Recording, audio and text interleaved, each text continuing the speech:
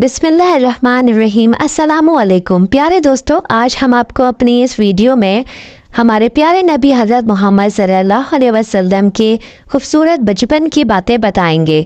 लिहाजा आप लोगों से गुजारिश है मेरी इस वीडियो को अंत तक ज़रूर देखिएगा।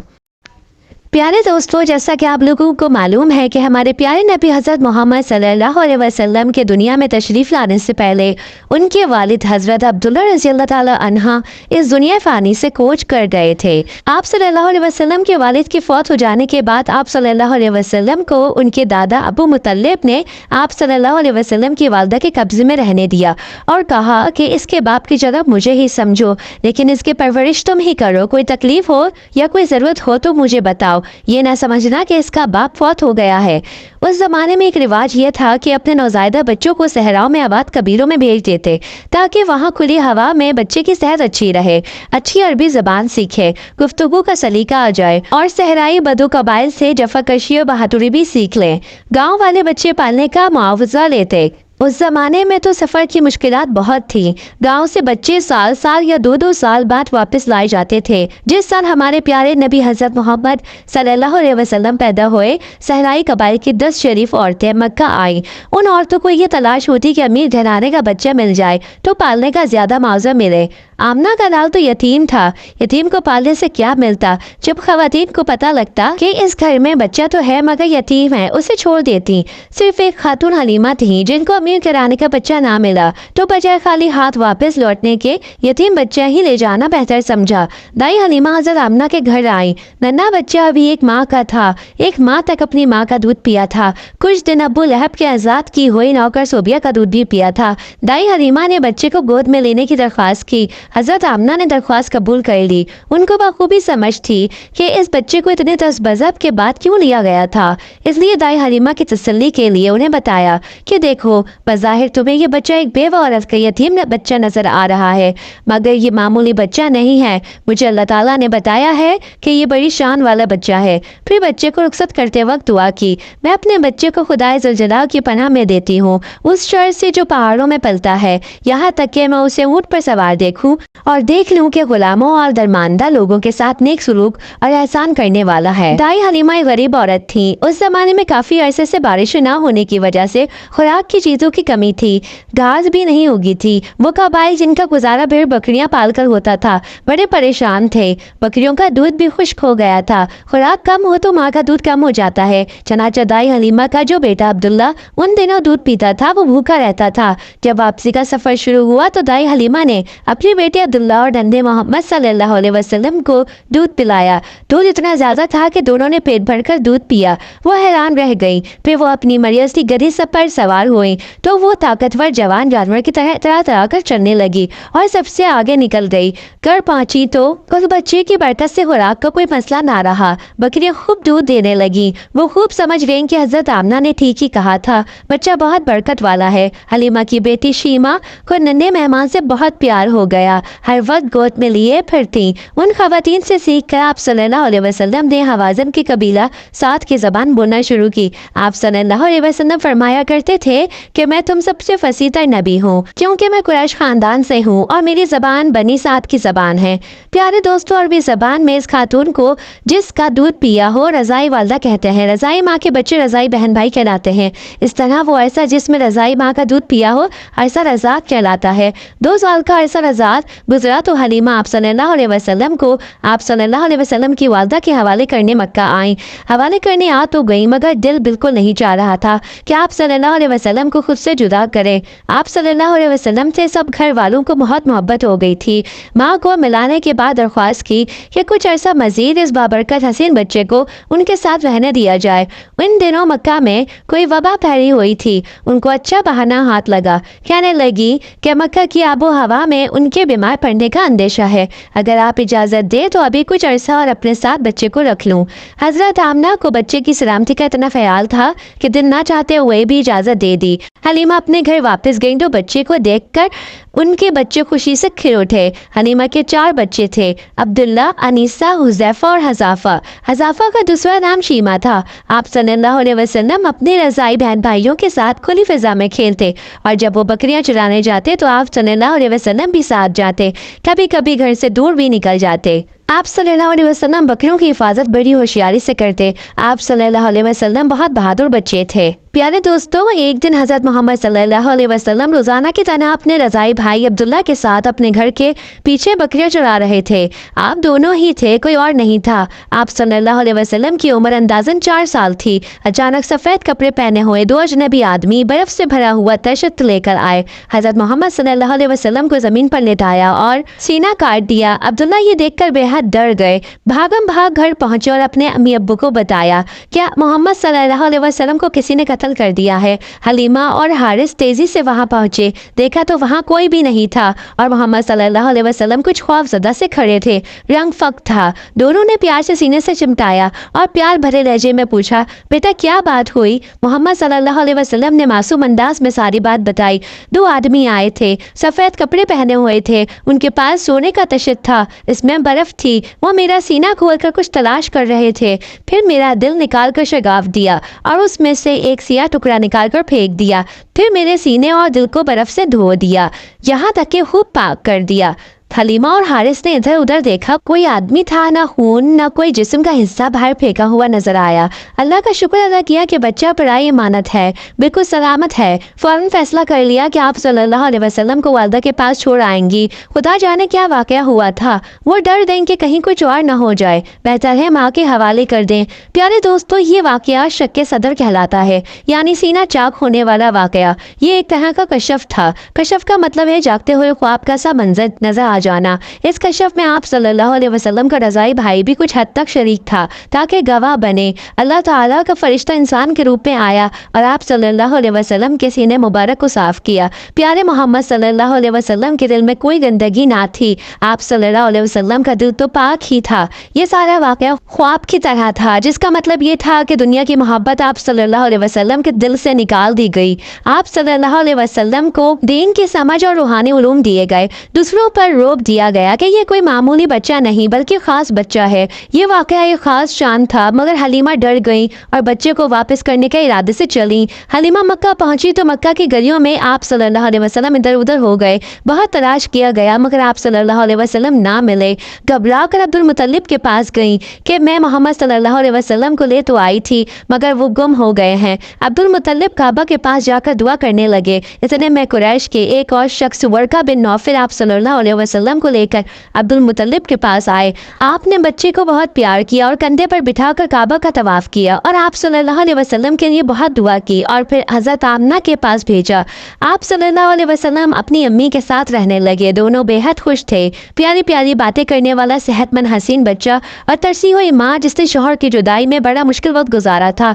मारी तंगी इस कदर बर्दाश्त की थी कि कभी सूखा गोश्त ही खाकर गुजारा किया था, मगर इस छोटे से घर में सच्चे प्यार की दौलत थी।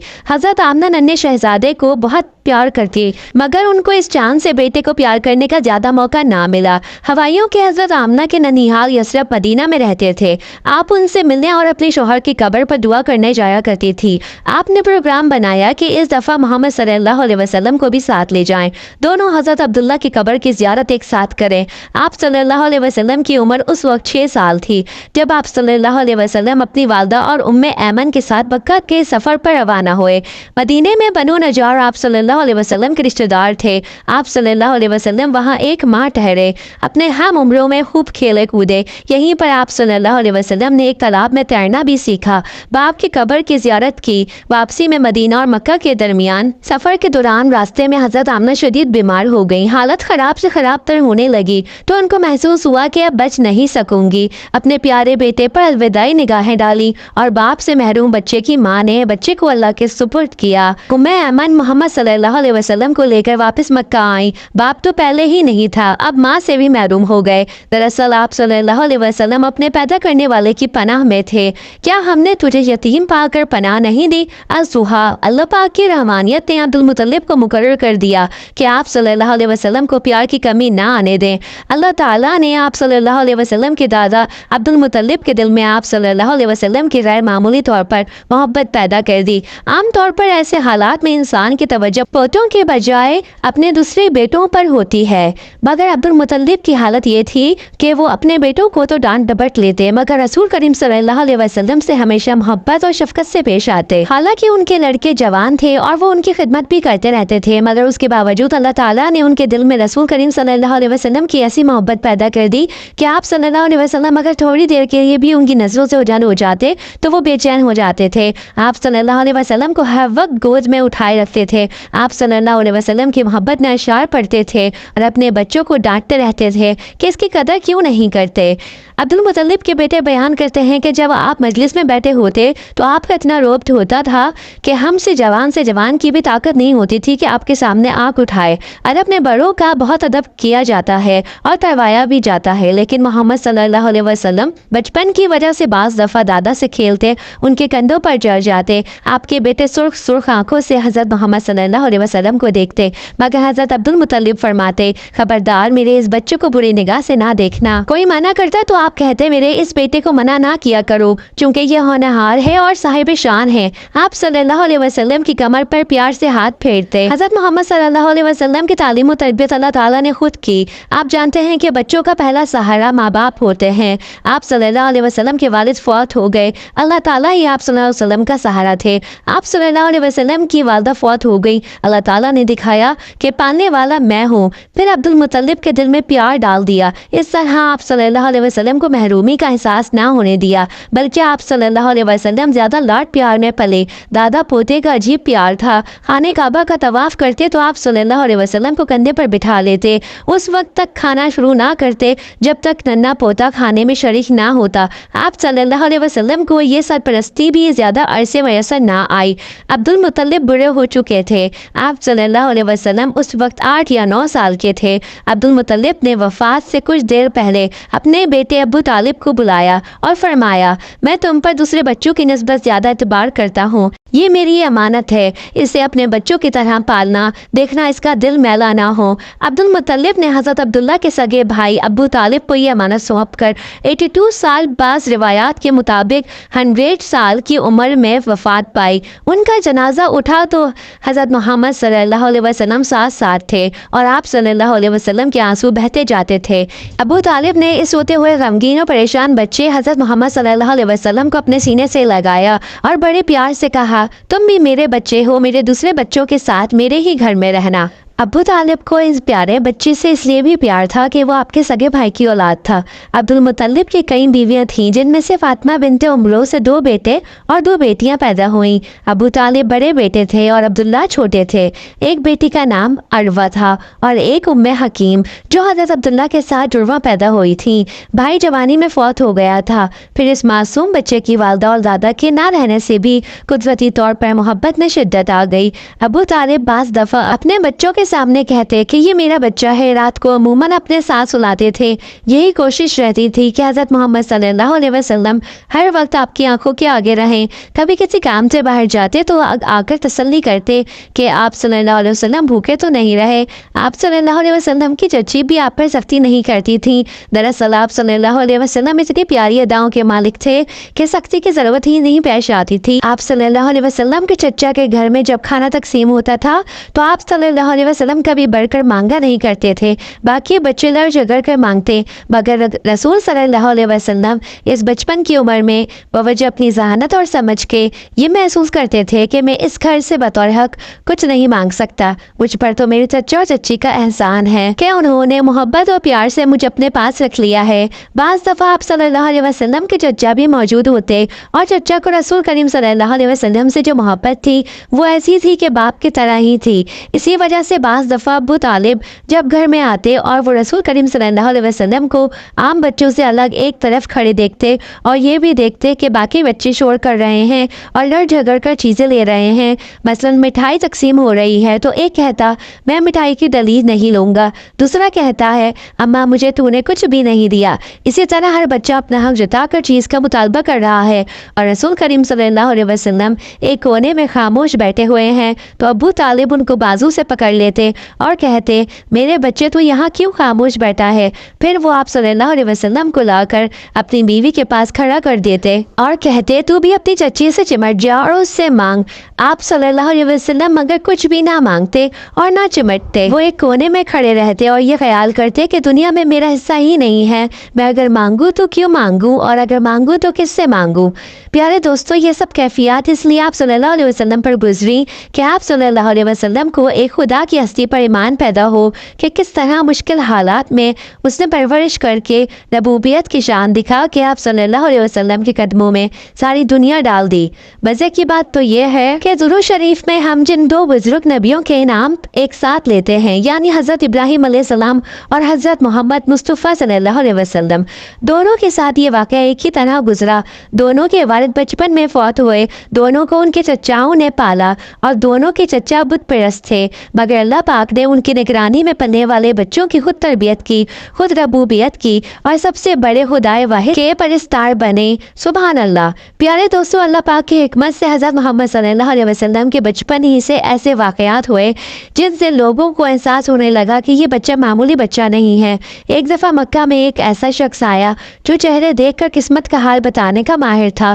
سب لوگ شوق سے اپنے بچوں کو لے کر گئے اور اس سے مستقبل کے حالات پوچھے۔ ابو طالب بھی آپ صلی اللہ علیہ وسلم کو لے کر گئے، اپنے بچوں کو لے کر نہیں گئے، صرف اپنے بھتیجے کو لے کر گئے، کیونکہ صاف ظاہر ہو چکا تھا کہ آپ صلی اللہ علیہ وسلم میں کوئی غیر معمولی بات ہے۔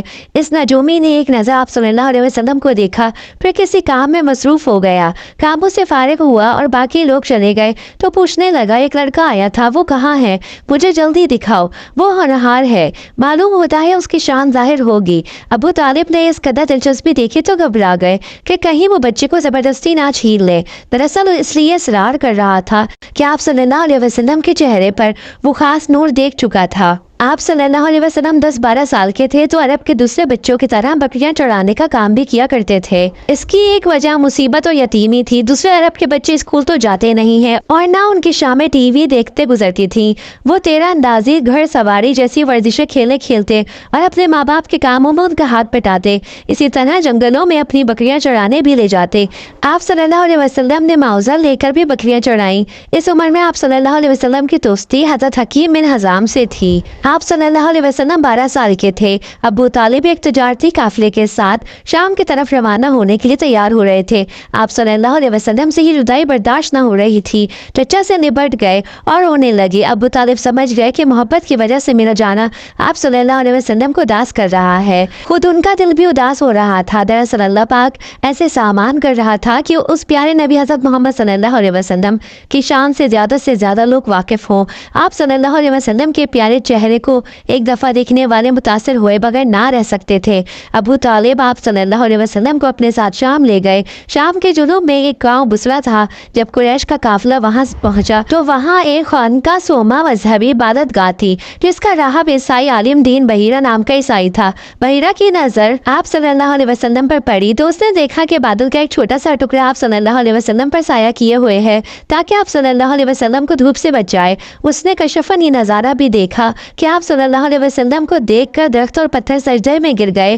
اس کو فوراً اندازہ ہو گیا کہ 7 پشتوں سے سینہ اوور سینہ جو ایک موعود نبی کے متعلق پیش گوئی ہے کہ قریش میں سے ہوگا، این ممکن ہے کہ یہی بچہ ہو۔ اس نے ایک ترکیب سوچی اور سب قافلے والوں کو دعوت پر بلایا تاکہ آپ صلی اللہ علیہ وسلم کو اچھی طرح دیکھ سکے۔ وہ آنے والے مہمانوں کو غور سے دیکھتا رہا مگر وہ حسین بچہ اس کو نظر نہ آیا۔ اس نے پوچھا کہ کیا سب قافلے والے آ گئے ہیں؟ اس کو بتایا گیا کہ ایک بچہ سامان کی حفاظت کے لیے پیچھے رہ گیا ہے۔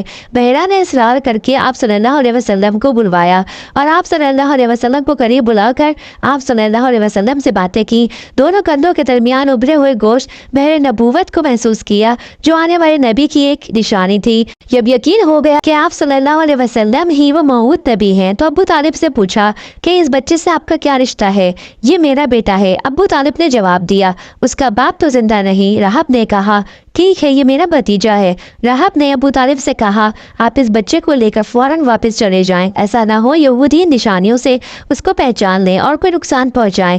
پیارے دوستو، ہم ایک مقدس ہستی کے بچپن کے حالات پڑھ رہے ہیں۔ اس میں آپ خاص بات محسوس کریں کہ اللہ تعالیٰ کس طرح مکہ کے بت پرست جاہل اور عیش پرست ماحول سے بچا کر اس پاک بچے کے اخلاق کی خود حفاظت فرما رہا تھا۔ ایک واقعہ اور سنیں جس سے حیرت انگیز طور پر اللہ تعالیٰ کا اپنی قدرتوں سے آپ صلی اللہ علیہ وسلم کو شرک سے بچانا ظاہر ہوتا ہے۔ عرب میں ایک سالانہ تقریب ہوا کرتی تھی، ان کا ایک بت تھا بوانا، اسی کے نام سے تقریب تھی، بس بالکل یہ سمجھ لیں نوعیت بھی مذہبی تھی، اس لیے سب کا شریک ہونا ضروری تھا، مگر آپ صلی اللہ علیہ وسلم کے دل میں خدا تعالیٰ نے ڈال دیا کہ آپ صلی اللہ علیہ وسلم اس میں شریک نہیں ہوں گے۔ چچی نے، چچا نے، دوسرے چچاؤں نے، چھوٹے بڑے سب نے اصرار کیا، مگر آپ صلی اللہ علیہ وسلم اس تقریب پر جانے کے لیے رضامند نہ ہوئے، زیادہ اصرار سے تنگ آ کر رونے والے ہو گئے اور اپنے چچا سے کہا مجھے ایسی جگہوں پر جانا بالکل پسند نہیں، مجھے خوف آتا ہے، نہ میں وہاں جاؤں گا اور نہ وہاں کا کھانا کھاؤں گا۔ ابو طالب کو بچے کی دلداری منظور تھی، کہہ دیا کہ کوئی بات نہیں، تم ام ایمن کے ساتھ گھر میں رہو،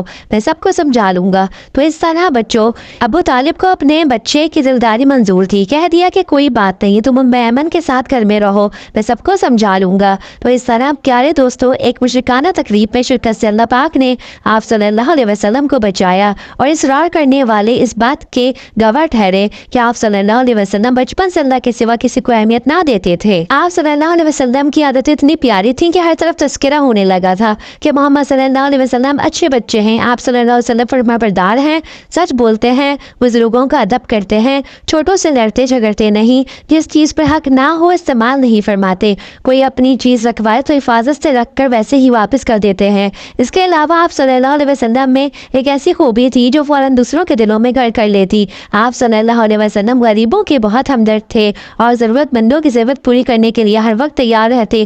مکہ میں ہر قسم کی برائیاں عام تھیں، مگر اللہ تعالیٰ آپ صلی اللہ علیہ وسلم کو ہر طرح کی برائیوں سے بچا کر نیکیوں کی راہ پر ڈالتا رہا اور لوگوں کے دل میں آپ صلی اللہ علیہ وسلم کی قدر اور محبت میں اضافہ فرماتا رہا۔ پیارے دوستو، آپ سوچیں کہ سر پر ماں باپ کا دادا کا سایہ نہ تھا، صرف چچا تھے جو بہت بڑے خاندان کے سرپرست تھے، مصروف رہتے تھے اور وہ تھے بھی بت پرست، تو اس معصوم حسین بچے کو کون سی طاقت سنبھال رہی تھی؟ یقیناً اللہ تعالیٰ آپ صلی اللہ علیہ وسلم خود فرماتے ہیں میں نے ساری عمر میں صرف 2 دفعہ اس قسم کی مجلس میں جانے کا ارادہ کیا، مگر دونوں دفعہ روک دیا گیا۔